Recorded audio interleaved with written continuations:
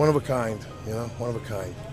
So we're going to miss him a lot. Sopranos stars reunite in emotional farewell for Vincent Pastore, and the sight of them standing together again, after all these years, after everything that show meant to millions of viewers, was enough to make even the most composed mourners lose their composure completely, because this was never supposed to be how the cast came back together. Vincent Pastore, the actor who brought Salvatore Big Pussy Bonpensiero to life on one of the most influential television dramas ever made, had passed away at the age of 80, and the news landed with a weight that surprised even people who understood he had lived a long, full life. He was found by a neighbor at his home on City Island in the Bronx, a quiet, close-knit waterfront community he had called home, and in the hours after his passing became public, tributes began pouring in from castmates who had not shared a scene with him in nearly 2 decades, but still spoke about him as if no time had passed at all. Edie Falco, who played Carmela Soprano across all 6 seasons of the series, described the loss as awful and completely unexpected, adding that Vinny had always been so full of life. Words that carried extra weight coming from someone who had spent years working alongside him on some of the most emotionally intense scenes ever filmed for television. Lynn Sigler, who played Meadow Soprano, called him a wonderful actor and a kind, loving man, saying it had been an honor to know him and to work beside him. Lorraine Bracco, who played Tony Soprano's psychiatrist throughout the series, remembered him as funny and charming, a beautiful soul, and said his passing felt absolutely heartbreaking. Michael Imperioli, who played Christopher Moltisanti, wrote that Vincent had been a beloved friend and collaborator, someone he felt like he had known forever, recalling the work they had done together and the travels they had shared across the country and even overseas. Catherine Narducci described the loss as crushing, saying she had lost her dearest big brother friend.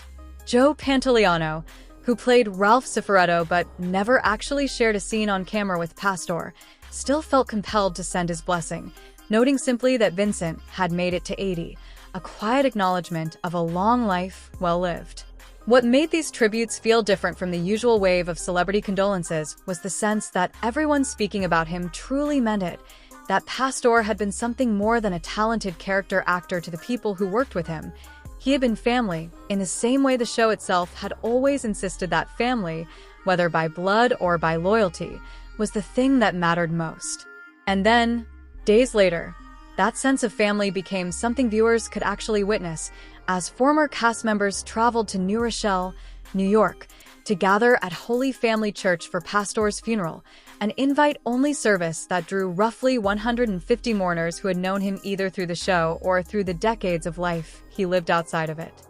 Maureen Van Zandt, who played Silvio Dante, one of Tony Soprano's most trusted confidants in the fictional world of the series, served as a pallbearer in real life, helping carry his friend to his final resting place, an image that struck a deep chord with anyone who remembered the loyalty and closeness those characters shared on screen, because here it was playing out in real life, without cameras, without a script, just genuine grief and genuine devotion. Pastore's casket was draped with an American flag, a tribute to his years of service in the Navy, a part of his life that existed long before Hollywood ever knew his name, and a detail that reminded everyone gathered that the man they were honoring had lived an entire life beyond the character most people recognized him for. Maureen Van Zandt, who played Silvio's wife Gabriella on the series, was there as well, alongside Michael Rispoli, Sapienza, and Chazz Palminteri, actors whose careers had intersected with Pastore's across decades of film and television work, all of them gathering not as castmates promoting a project, but simply as friends saying goodbye.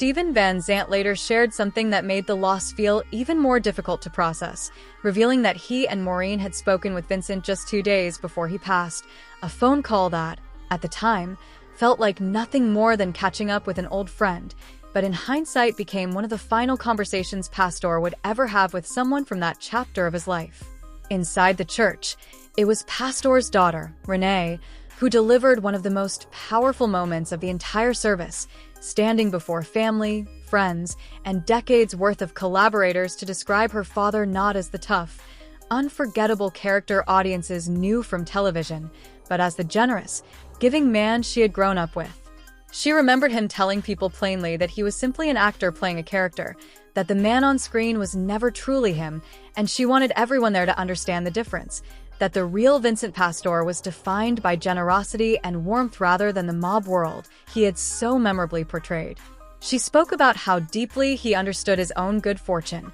how he recognized just how fortunate he had been to live out his dreams, and how that awareness pushed him to share as much of his success and his time as he possibly could with the people around him. Other voices at the service echoed that same portrait of who Pastore really was away from the cameras, describing a man who supported veterans in the Bronx, who stood behind local police officers and their families, who gave his time and resources to charitable causes including St. Jude's Children's Research Hospital, and who never missed an opportunity to show up for widows, orphans, and holiday gatherings meant to bring a little bit of joy to people who needed it most. For a man best remembered on screen for playing one of the most complicated and ultimately tragic characters in modern television history, the funeral revealed a life defined almost entirely by the opposite instinct: generosity instead of self-interest, community instead of isolation, loyalty instead of betrayal. That contrast seemed to hang over the entire service,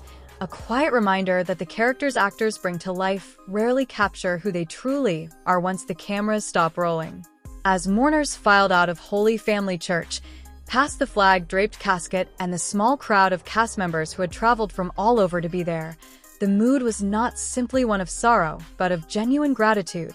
Gratitude for the decades Pastore spent making people laugh, for the community he built around him in real life, and for the reminder his passing offered about the difference between the character audiences fell in love with and the man his family and friends were fortunate enough to actually know. Vincent Pastore may have left behind one of the most unforgettable performances in television history, but the people who gathered to say goodbye to him made it clear that his greatest legacy was never really about a role at all. It was about the way he made the people around him feel seen, valued, and loved, right up until the very end. To understand why this particular loss hit the entertainment world so hard, it helps to remember exactly how singular Pastore's presence was on the show that made him famous. The Sopranos, which ran from 1999 to 2007, changed the landscape of television, and Pastore's Big Pussy was there from the very beginning, a made man in Tony Soprano's crew whose closeness to the family made his eventual fate all the more devastating for viewers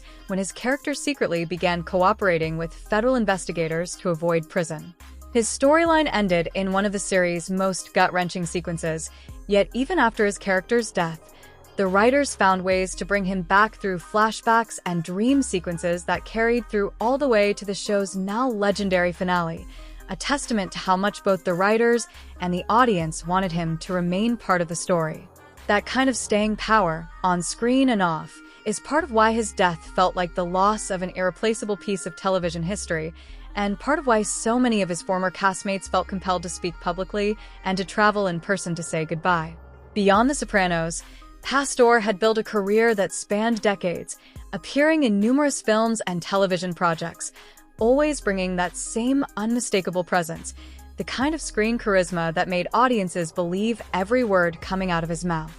But as his daughter reminded everyone at the funeral, that presence was a performance, carefully built and honestly delivered, while the man underneath it was someone entirely different, someone who understood how rare and fortunate his path in life had been, and who spent his years trying to give back in quiet, consistent ways rather than chasing more recognition for himself. As the church emptied and mourners embraced one another outside, exchanging stories about the man they had just lost, it became clear that Vincent Pastore's story was not really ending with his passing at all. It was simply moving into a new chapter, one carried forward by everyone whose life he touched, by the fans who will keep rewatching his scenes for generations, and by a Sopranos family that, even decades after the cameras stopped rolling, proved once again just how real their bond had always been.